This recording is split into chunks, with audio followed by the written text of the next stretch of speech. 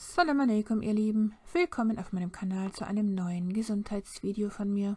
Haarausfall ist heute eine weit verbreitete Erscheinung, die in den meisten Fällen mit einer ungesunden Lebensweise einhergeht. Denn eine ungesunde Ernährung führt zwangsläufig zu einer Übersäuerung des Körpers und zu einem Mangel an Mineral- und Nährstoffen. Doch auch unsere Haare brauchen Mineral- und Nährstoffe, damit sie wachsen können. Deshalb können wir Haarausfall nur rückgängig machen, indem wir einen Mineral- und Nährstoffmangel vermeiden.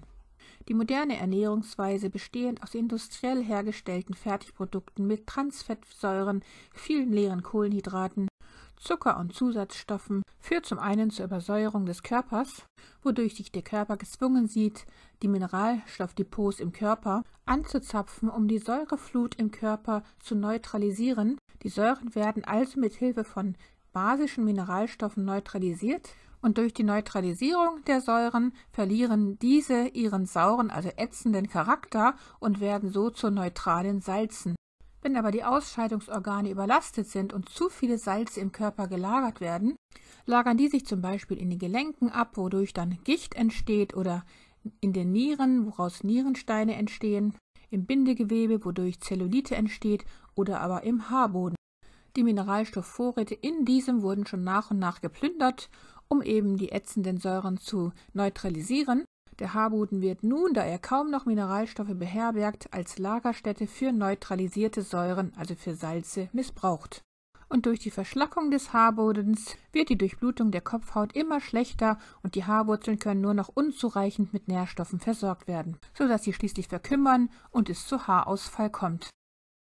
Die ungesunde Ernährung führt aber natürlich auch zu einem kaputten Darm oder zu einem Leaky Gut, wodurch infolgedessen die Mineralstoffe und Nährstoffe nur noch unzureichend aufgenommen werden, sodass es dadurch zum einen zu einer Schilddrüsenunterfunktion kommen könnte und oder zu einem hormonellen Ungleichgewicht im Körper, wodurch dann insbesondere beim Mann zu viel DHT entsteht, eine starke Form von Testosteron namens Dehydrotestosteron.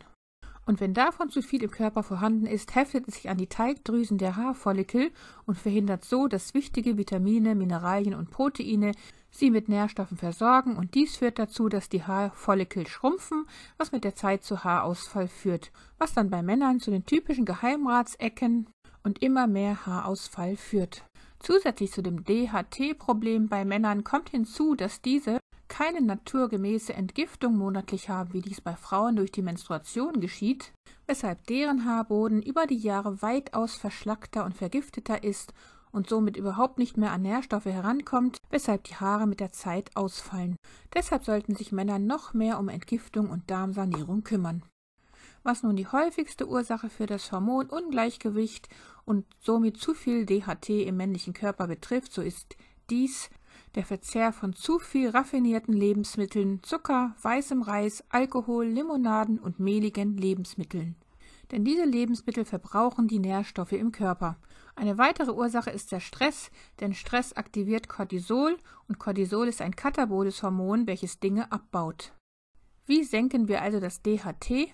Zum einen sollten wir natürlich die Ursachen meiden, sprich die raffinierten Lebensmittel, Softdrinks, Fertigprodukte und so weiter. Ferner sollten wir natürlich Mehlprodukte wie Brot, Nudeln und Müsli und so weiter meiden, sowie auch Getreide, denn diese enthalten Phytate, die die Aufnahme von Mineralien wie Zink blockieren, was mit der Zeit zu einem Hormonungleichgewicht und Haarausfall führt. Auch führt der Verzehr vieler Getreidesorten aufgrund des Glutens und anderer Faktoren zu starken Entzündungen im Darm.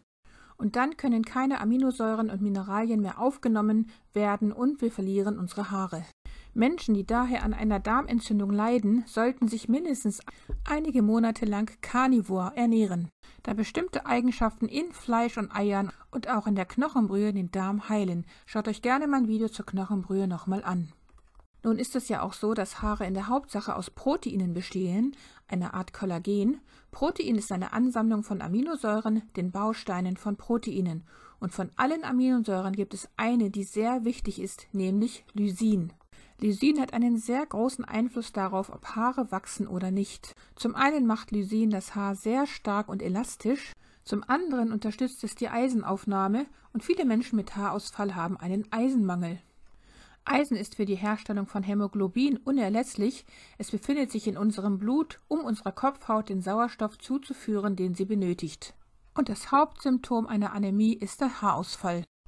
Lysin hilft bei der Aufnahme und dieselben Lebensmittel, die viel Lysin enthalten auch viel Eisen, wie zum Beispiel tierisches Eiweiß und Eier.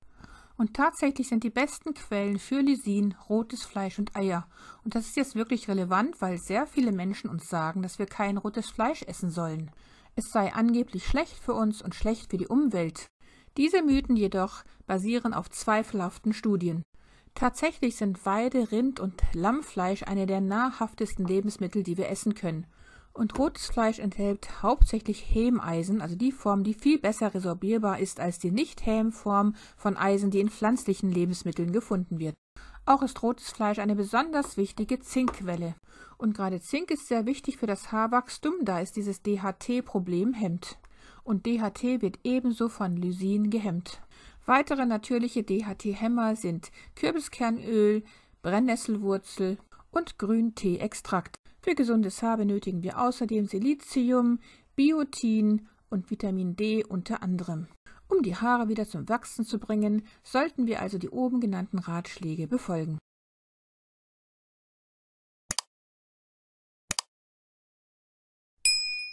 Liebste Grüße, Salam alaikum, eure Mariam.